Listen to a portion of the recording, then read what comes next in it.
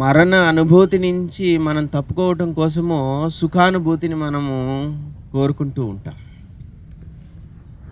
మీరు బాగా లోతుల్లోకి వెళ్ళి పరిశీలన చేయండి. యోగము అంటే మీకు అర్థమయ్యే విషయం గురించి మాట్లాడటం కాదు, మీరు లోతుగా వెళ్ళి అన్వేషించాల్సిన విషయం గురించి మాట్లాడండి. మిమ్మల్ని మీరు లోతుగా ఒకసారి ప్రయత్నం చేసి చూడండి. మీరు మీ లోతుల్లో మీరు సఫర్ అవుతున్న దేని గురించి అని అంటే, మీరు బ్రతకడం గురించి కాదు, మీరు మరణాన్ని నిరోధిస్తూ అలసిపోతూ ఉన్నారు. ఆ మరణాన్ని నిరోధించటం కోసము మీరు పదే పదే ప్రతి క్షణము బ్రతకటం కోసం మీరు ఆరాటపడుతూ ఉన్నారు. మీరు ఏదైతే సుఖపడాలని మీరు కోరుకుంటూ ఉన్నారో, మీరేదైతే ఏదో పొందాలి అనేటువంటి తపన ఏదైతే పొందుతున్నారో, నేను ఏదైతే కావాలి అనేటువంటి ఒక ఆతృత నాలో ఏదైతే ఉన్నదో, అదంతా దేని పునాదులపై నుంచి పుడుతుంది అని అంటే మరణం అనే పునాదుల నుంచి పుడుతుంది. ఎందుకనంటే మరణించగానే అంతా అయిపోతుంది అనేటువంటిది నీ అంతరాలలో తెలుసు. మరణిస్తే అంతా కొలాప్స్ అయిపోయిందనే విషయం నీ అంతరానికి తెలుసు. అందుకే ప్రతి క్షణం ఆ కొలాప్స్ అయిపోవటం అనే విషయాన్ని గురించి లోపల ఒక ఆందోళన ఉంది. ఆ ఆందోళనని అధిగమించడం కోసము నువ్వు ప్రతిరోజు ప్రతి క్షణము నువ్వు ఏదో పొందాలి అనేటువంటి పోరాటం చేస్తూ ఉన్నావు. నువ్వు చేస్తున్న ఈ పోరాటం వల్ల నువ్వు అలసిపోతున్నావు. ఈ పోరాటం వల్ల నువ్వు నాశనం అయిపోతున్నావు తప్ప నిజానికి నువ్వు సఫర్ అవుతుంది వేరే ఏమీ లేదు. నువ్వు చావు నుంచి తప్పించుకోవాలి అనే ఒక ప్రయత్నం వల్ల నువ్వు సఫర్ అవుతున్నావు. నిరంతరం నువ్వు పొందాలి అని ఏదో తాపత్రయపడుతున్నదంతా కూడా ఆ చావు నుంచి నేను ఎలా తప్పించుకోవాలి అని. ఆ చావు భయం ఏదైతే ఉన్నదో, మరణ భయం ఏదైతే ఉన్నదో, అదే నిన్ను ప్రతి క్షణము ఏదో పొందాలి అనే వైపు నిన్ను నెడుతూ ఉంది. మీరు బాగా గమనించండి. మీరు బాల్యం మొదలు మీకు ఊహ తెలిసిన దగ్గర నుండి మీరు ప్రతి క్షణం కోరుకుంటున్నది మరణ భయం వల్ల కోరుకుంటున్నవే. ప్రతిదీ మీ మరణము అనే భయం నుండే మొలకెత్తుతూ ఉన్నాయి. మీరు పెళ్లి చేసుకుని తోడు అన్నది మీరు ఒంటరిగా ఉంటే బ్రతకలేరేమో భయానికి. మీరు పెళ్లి చేసుకున్న తర్వాత పిల్లలు కావాలి అని అనుకున్నది నీవు చనిపోయే ముందు నీకంటూ ఒకడు నిన్ను మోసేవాడు కావాలని. నువ్వు నా 10 మంది నా చుట్టూ ఉండాలి అని ఒక సమూహాన్ని కోరుకునేది చనిపోయేటప్పుడు నాకు భయం లేకుండా ఉండాలి అనే ఒక తాపత్రయం. నువ్వు ప్రతి క్షణము ఈ చావు అనేటువంటి భయాన్ని కప్పిపుచ్చుకోవటం కోసము నువ్వు సరదాలు సంబరాలు అనే అన్నిటినీ నీ చుట్టూ సృష్టించుకుంటున్నావు. మీరు చూడండి, చావు అనే ఒక ప్రసక్తి మీ దగ్గరికి వస్తే మీరు కంపించిపోతుంటారు. మనము ఇవాళ మణికర్ణిక ఘాట్కి వెళ్ళి నించున్నాం. అక్కడ వేగంగా అసలు సమయమే లేదు, తొందరగా నన్ను తగలబెట్టండి అన్నట్టుగా శవాలు వచ్చేస్తూ, వీళ్ళని తొందరగా కాల్ చేస్తే ఇంకొకళ్ళకి చోటు ఇవ్వచ్చు అన్నట్టుగా వాళ్ళందరూ వేగంగా త్వరగా కాల్ చేస్తూ ఉన్నారు. మీరు వాటిని చూడాల్సి వస్తే మీరు దేవుడి గుడి దగ్గర నించున్నంత సుఖంగా మీరు అక్కడ నించోలేరు. మీరు ఒక పుణ్యక్షేత్రములో ఉన్నారనే విషయాన్ని కూడా మర్చిపోతారు. మీరు పుణ్యక్షేత్రంలో ఉన్నాననే విషయాన్ని కూడా మర్చిపోయి ఒకానొక భయకంపితులైపోతూ ఉంటారు. లోపల మీకు అది టచ్ చేస్తూ ఉంటుంది, నేను కూడా చచ్చిపోతాను అని. ఎందుకు కాశీ క్షేత్రములో ఆ యొక్క శవాలను దహనం చేసేటువంటి ఒక ప్రదేశానికి కూడా ఒక పవిత్రతను ఆపాదించారు అని అంటే, అటుగా వెళ్తుంటే నమస్కారం చేయండి అని ఆపాదించారని అంటే నువ్వు ఆ సత్యాన్ని నువ్వు గ్రహించాలి. కాబట్టి మరణం అనే భయము నీలో లోతులలో ప్రయాణం చేస్తున్నంత కాలము నువ్వు బ్రతకాలి అనే తాపత్రయంలో నుండి పోరాటం చేస్తూ ఉంటావు. మనం చేసే పోరాటమంతా, మనం చేసే ప్రయత్నమంతా ఏదో మరణ భయం నుంచి పుడుతూ ఉంది. అందుకే మీరు చేసినటువంటి ప్రయత్నాలు ఏవి మీకు పరిపూర్ణమైన ఆనందాన్ని ఇవ్వటం లేదు. ఎందుకనంటే దాని యొక్క పునాది భయం కదా. మీరు ఏదైతే పొంది సంతోషపడాలని కోరుకుంటున్నారో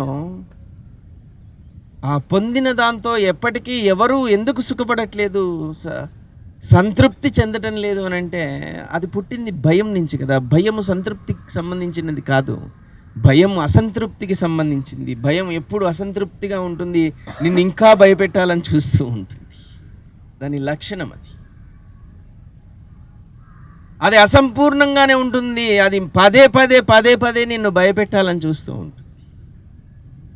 అందుకే భయం పునాదుల నుండి, మరణం అనేటువంటి పునాదుల నుండి మొలకెత్తుకుంటూ వచ్చిన మీ ఆశలు, మీరు సాధించిన విజయాలు అన్నీ కూడా మరొకసారి అసంతృప్తికి గురి చేస్తూ ఉంటాయి. అందుకే మనము ఎప్పటికీ జీవితకాలము ఏ విషయంలోనూ సంతృప్తి చెందాం. ఇక చాలు అని నిజంగా అనిపించదు. నిజంగా అనిపిస్తే మనము యోగులుగా అయిపోతాం. ఇక చాలు అనేటువంటి ఒక సందర్భం మన మనసులోకి రాదు, ఆ యొక్క లక్షణం మనలోకి ఎప్పటికీ రాదు. కారణం ఏంటి అని అంటే ఇక చాలు అనగానే మరణం మనకి దగ్గరకు వస్తుందేమో అని భయం. ఎందుకనంటే అది రాకుండా ఉండడం కోసమే నువ్వు నాకు ఇంకా ఏదో కావాలి కావాలి కావాలి అని వెంటబడుతూ ఉన్నావు, పరుగు పెడుతూ ఉన్నావు, పోరాడుతూ ఉన్నావు. ఈ పోరాటము ఎప్పటికీ ముగిసేది కాదు. యోగములో పరిపూర్ణ స్థితి కావాలి అని అంటే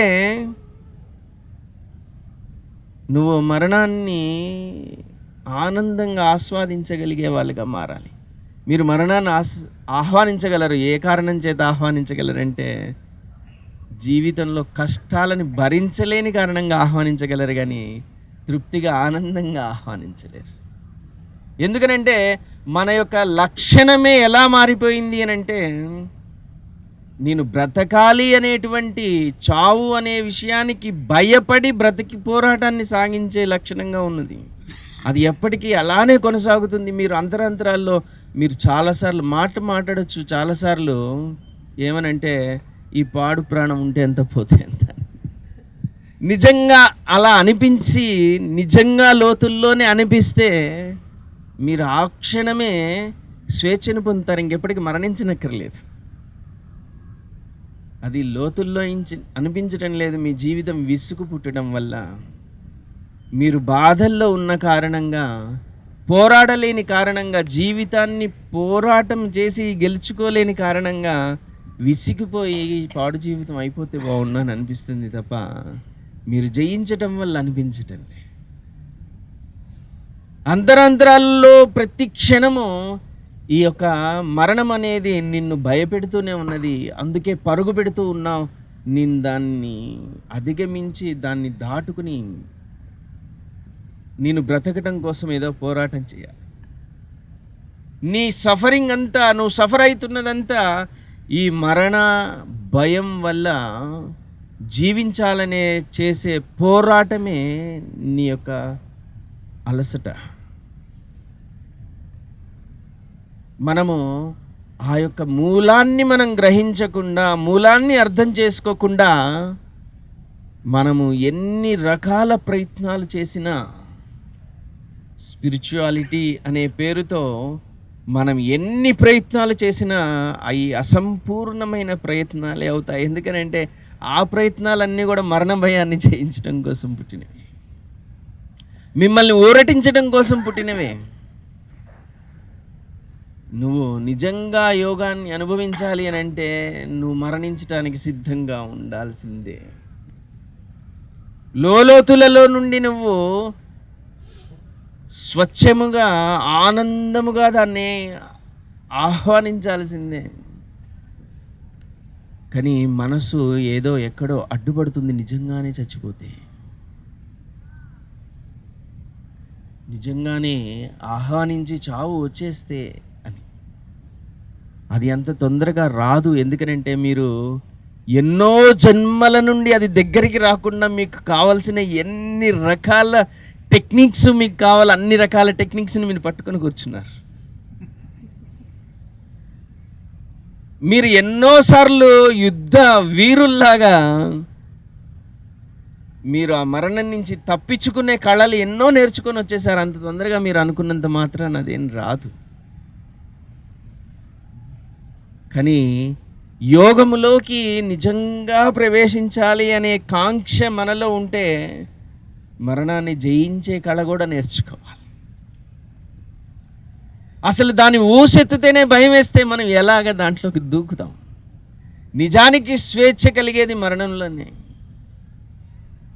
మరణాన్ని నువ్వు ఆహ్వానించిన మరుక్షణమే పరమ స్వేచ్ఛ వచ్చేస్తుంది నీ లోపలికి. పోరాటం అనేది ఆగిపోతుంది. నువ్వు నిరంతరము దాన్ని నిరోధించే క్రమంలో అలసిపోతున్నావు. దాన్ని నిరోధించటం ఆపిన మరుక్షణమే నీలో ఒక అమితమైనటువంటి ఒక శాంతి ఏర్పడుతుంది. నీలో మరణాతీత స్థితి ఏదో ఏర్పడుతుంది. నిరోధిస్తూ ఉన్నంత కాలము నీ పోరాటం అలానే కొనసాగుతూనే ఉంటుంది. బ్రతకాలనే పోరాటము అది కొనసాగుతూనే ఉంటుంది. నువ్వు పోరాడి పొంది నువ్వు సుఖించలేకపోతున్నావు. పోరాడకుండానే నువ్వు నిజంగా పొందదలిస్తే, పోరాడకుండానే నీకు దక్కితే అది పరమ సుఖాన్ని, శాంతిని ఇస్తుంది. మీరు చూడండి, డబ్బు కోసము విపరీతమైన వెంపర్లాట పెట్టుకొని పోరాడి పోరాడి పోరాడి పోరాడి కోటీశ్వరుడు అవుతాడు. కడుపు నిండా అన్నం తిన్నామనంటే ఈ పోరాటం వల్ల వాడి శరీరం అప్పటికే గుల్లగా మారిపోయింది. తినే అన్నం కూడా అరగదు. ఇన్ని సంవత్సరాలు పోరాడింది దేనికోసం అనంటే వాడు ఏదో కోరుకున్నాడు డబ్బు అనేది. కానీ పోరాడి అది సాధించి డబ్బు బాగా ఉండడం వల్ల పొందే కనీసపు అవసరం తృప్తిగా రుచిగా అన్నం తినడము స్వీట్ చూడగానే విషయంలో అనిపిస్తుంది. ఎందుకంటే అప్పటికే పోరాటం వల్ల నీ శరీరం గుల్ల అయిపోయి తింటే అది విషంగా మారిపోతుంది. వాడు దాన్ని ఆస్వాదించలేకపోతూ, పోరాటం వల్ల నీవు ఏదైతే పోరాడి పోరాడి పోరాడి నువ్వు ఏదో సాధించాలని సాధిస్తూ ఉంటే దాని నుంచి నీకు ఏ సుఖము రాదు. ఒక అహం మాత్రం తృప్తి చెందుతూ ఉంటుంది. కానీ మనము ఏ పోరాటము లేకుండా ఒక స్వేచ్ఛ నుండి సమస్తాన్ని సృష్టించుకోవచ్చు. నువ్వు స్వేచ్ఛని పొందితే ఉన్న దగ్గరికి అన్నిటినీ రప్పించుకోవచ్చు. అటువంటి స్వేచ్ఛని నువ్వు పొందటం కోసము నువ్వు ప్రయత్నం చేస్తూ ఉండాలి. నిజానికి నువ్వు పోరాడితే వచ్చిన దాంతో నువ్వు ఎప్పటికీ సుఖపడలేవు. నువ్వు పోరాడి నిజానికి ఏమి సాధించలేకపోతున్నావు. కానీ ఒకసారి పోరాటము లేకుండా ఏ ఒక్క క్షణమైనా నువ్వు పోరాటము లేని ఒక స్థితిని నువ్వు అనుభవించు. ప్రతి క్షణము పోరాడుతూ ఉంటావు. నువ్వు ధ్యానము చేస్తావు, యోగము చేస్తావు. దేనికోసం చేస్తుంటావంటే బ్రతకాలి అనే ఆరాటంతో చేస్తుంటావు. అనారోగ్యం తగ్గితే బాగుంటుంది అని చేస్తుంటావు. నేను ఇది చేస్తే నాకేమైనా వస్తుంది అని చేస్తుంటావు. అవి వచ్చినా చాలా స్వల్ప స్థాయిలోనే వస్తున్నాయి. నువ్వు అనంతాన్ని నీ గుప్పెట్లోకి తెచ్చుకోగలిగేంత సామర్థ్యం ఉన్నవాడివి. ప్రతి విషయాన్ని నీ దగ్గరికి తెచ్చుకుని నీకై అవి పరుగు పెట్టి వచ్చే అంత తాపత్రయంతో ఉన్న వాటిల్ని కూడా నువ్వు భిక్షమెత్తి అడిగినట్టుగా తెచ్చుకుంటున్నావు. ప్రకృతిలోని సమస్తము నీకోసమే పనిచేస్తూ ఉంటుంది. కానీ నువ్వు మాత్రము అవి నీకోసం వెంపరలాడుతూ నీకు దాసోహమని సేవకుడిగా నీకోసం ఏదో ఇస్తాను అని అవి పరుగు పెట్టుకుంటూ వస్తుంటే మీరు ముందే పరుగు పెట్టుకుంటూ వెళ్ళి వాడు ₹1,00,00,000 ఇస్తామనంటే ఏమంటే ఒక ₹10 దానం చేయకూడదు అని అడుగుతున్నావు. వాడు వచ్చేది నీకు ఆ ₹1,00,00,000 ఇద్దామని వస్తున్నాడు. ఆ ప్రకృతి నీకు ఆ ₹1,00,00,000 ఇద్దామని వస్తుంది. నువ్వు పోరాటములో పరుగుపెట్టి వెళ్ళి వెళ్ళి వెళ్ళి వెళ్ళి అలసిపోయి ఏమంటే ఒక ₹10 ఇస్తే అన్నం తిందును కదా నేను, ఒక ₹10 ఇద్దరు అని అడుగుతారు. ఇదే యుద్ధానికి, ఘర్షణకి, స్వేచ్ఛకు ఉన్న డిఫరెన్స్. మీరు స్వేచ్ఛని పొందితే ప్రకృతి అంతా నీ కోసం పనిచేస్తూ ఉంటుంది. ఒకసారి నీలో పరిపూర్ణమైన స్వేచ్ఛని నువ్వు అనుభవిస్తే ప్రకృతి అంతా పనిచేస్తుంది. ఎందుకో తెలుసా? మీరు మరణించిన తరువాత మీ జీవము తిరిగి మరో శరీరంలోకి వెళ్ళటానికి ప్రకృతి ఎంత కలిసికట్టుగా పనిచేస్తేనో నువ్వు తిరిగి మరొక శరీరంలోకి వెళ్తూ ఉంటావు. గ్రహాలు, నక్షత్రాలు, సర్వ ఖగోళ మండలాలు అన్నీ కలగలుపుగా దైవిక శక్తి అంతా కలగలిసి నీ యొక్క జీవాన్ని తీసుకొచ్చి ఒకనొక గర్భంలోకి సురక్షితంగా ఇలా పెట్టి వెళ్తూ ఉంటుంది.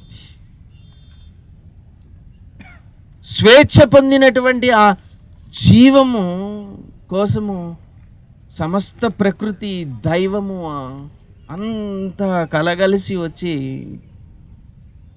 వాడి కోసం పనిచేస్తూ ఉంటుంది. అది దాని యొక్క బాధ్యత. భూమి మీద కొనుక్కోవటము, ఖరీదు పెట్టి కొనుక్కోలేని ప్రాణాన్ని మనకి ప్రకృతి ప్రసాదిస్తూ ఉంటుంది.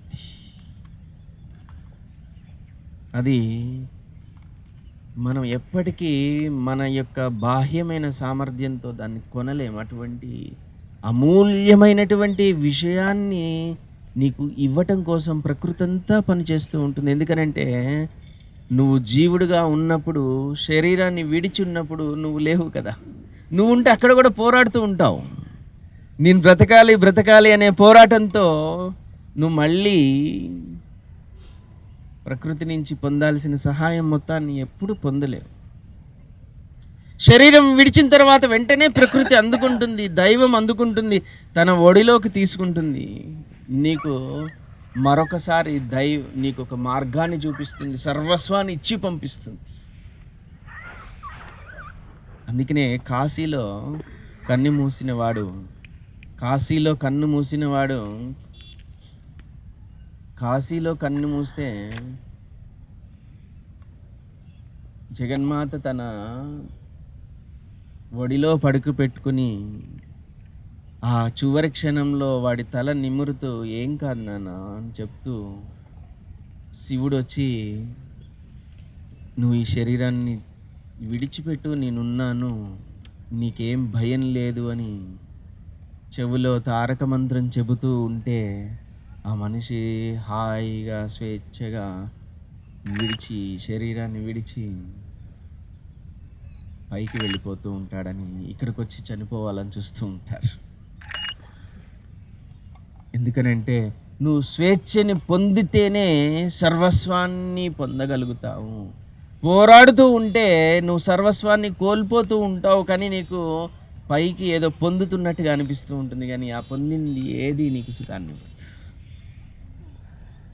ఆ పరిపూర్ణమైనటువంటి స్వేచ్ఛ నువ్వు అనుభవించాలి. ఆ స్వేచ్ఛని నువ్వు ఒకసారి లోపల అనుభవిస్తే సమస్త ప్రకృతి, దైవము, దైవిక శక్తులన్నీ కూడా నీకు సహాయం చేయటానికి మేము సిద్ధంగా ఉన్నాము అనే విషయాన్ని మీకు చెప్తూ ఉంటాయి. ప్రతి క్షణం మీ తోడై ఉంటూ ఉంటాయి. ఆ స్వేచ్ఛ ఎక్కడి నుంచి వస్తుందని అంటే మరణము అనే భయంతో నువ్వు పోరాడనప్పుడే ఆ స్వేచ్ఛ వస్తుంది.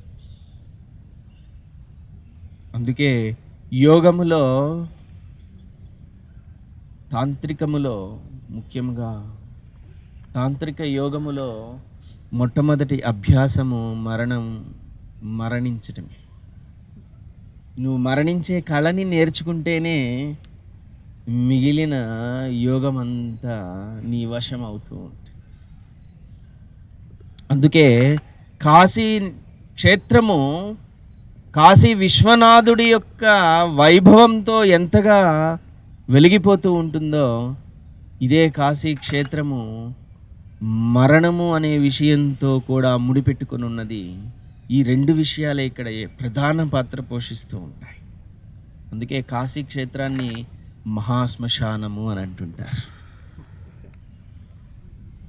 మీరు కాసేపు ఆ యొక్క మణికర్ణిక ఘాట్లో చనిపోయి ఉన్నటువంటి ఆ దేహాలను, మీరు దహించబడే ఆ దేహాలను చూడటానికి ఆ ప్రదేశానికి వెళ్ళగానే మీరు కంగారు పడిపోతూ ఉంటారు, అభద్రతకు గురవుతుంటారు. కానీ వాస్తవానికి కాశీక్షేత్రమే మహాశ్మశాన వాటిక.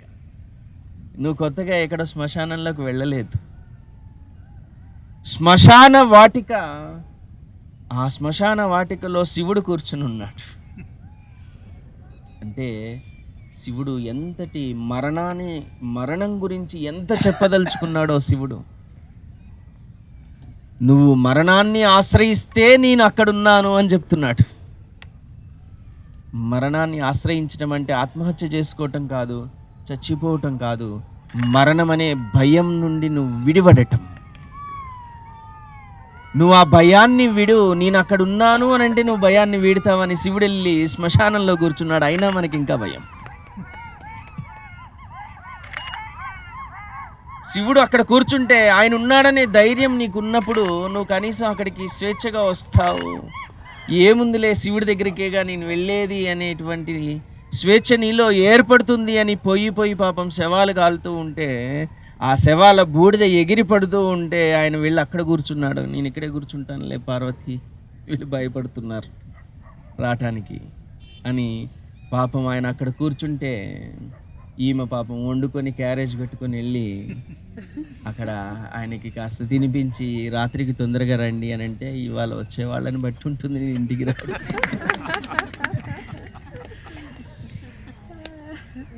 సరే స్వామి చూసుకొని రండి తొందరగా. అది పాపం ఆయన ఎప్పుడు ఇంటికి వెళ్ళేది. ఇక లబోదిబోమంటూ వస్తున్నారు అక్కడికి, వాళ్ళు ఊరటించడమే సరిపోతుంది. ఈయన ఎప్పటికీ సుఖంగా ఇంటికి వెళ్ళి కూర్చుని ఆమెతో మాట్లాడుకునే సమయమే ఇవ్వట్లేదు. మనం ఒక యోగి ఒక్కటే నవ్వుతూ ఆనందంగా గెంతులేసుకుంటూ ఆయన దగ్గరికి వెళ్తుంటాడు. అరే ఒక్కడే కనపడ్డావురా నువ్వు నాకు, ఈరోజు నేను ఇంటికి వెళ్ళి పాయసం అన్నం తింటాను అన్నట్టుంటే. ఎందుకునంటే మరణం భయం ఉంది అందరికీ. ఆ భయం పోకపోతే యోగం అవ్వదు, శివుడు దొరకడు. శివుడు నిన్ను శ్మశాన వాటికి పిలవటం లేదు. నేనున్న ప్రదేశము నువ్వు చేరుకునే రోజుకి నువ్వు కలగాల్సినటువంటి జ్ఞానం ఏంటి అని అంటే, నువ్వు నన్ను చేరుకోవాలి అనే జ్ఞానం నీలో కలగాలి అని చెప్తున్నాడు. నువ్వు నన్ను చేరుకునే వాడిగా రా అని చెప్తున్నాడు. చచ్చి రాకు, నన్ను చేరుకుని రా, నన్ను చేరుకో అని అంటున్నాడు.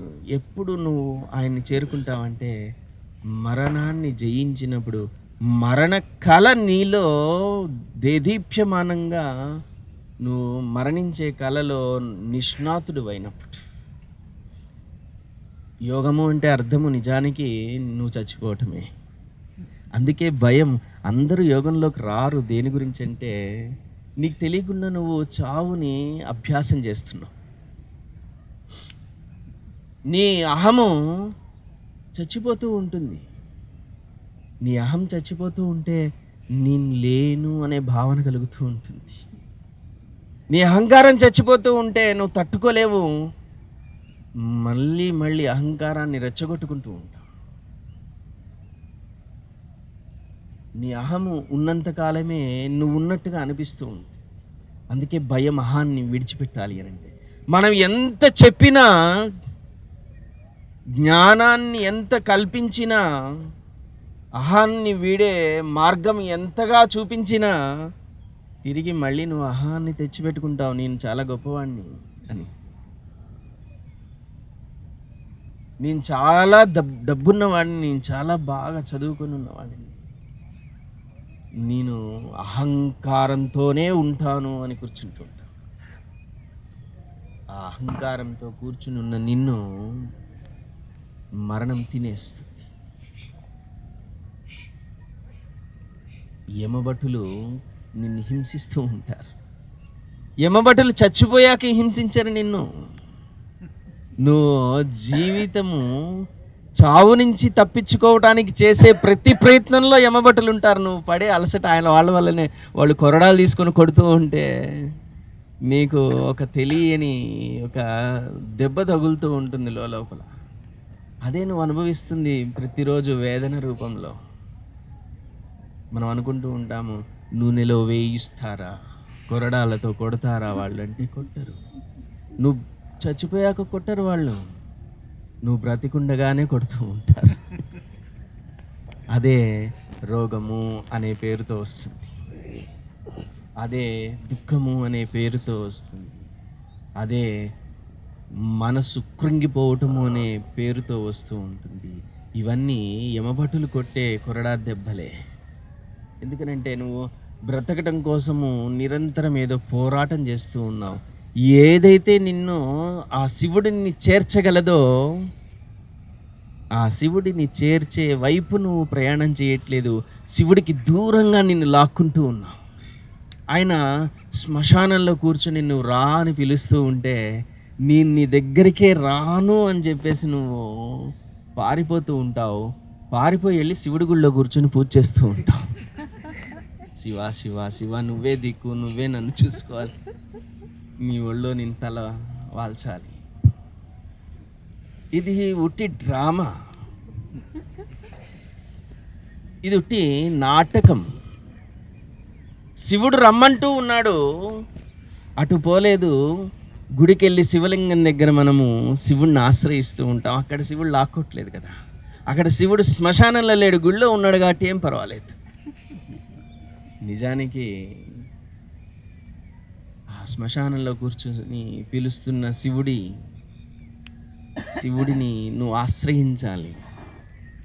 గుళ్ళో కూర్చుని ప్రసాదం పెట్టే శివుడిని కాదు.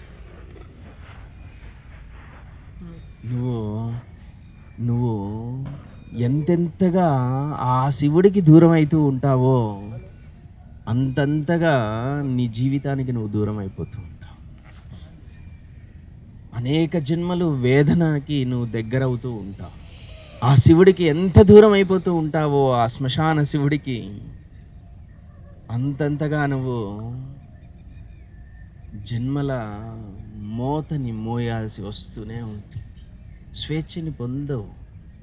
ఆ స్వేచ్ఛ రాహిత్యమే మీరు అనుభవిస్తున్నటువంటి వేదన, దుఃఖము, బాధ, ఇవన్నీ కూడా.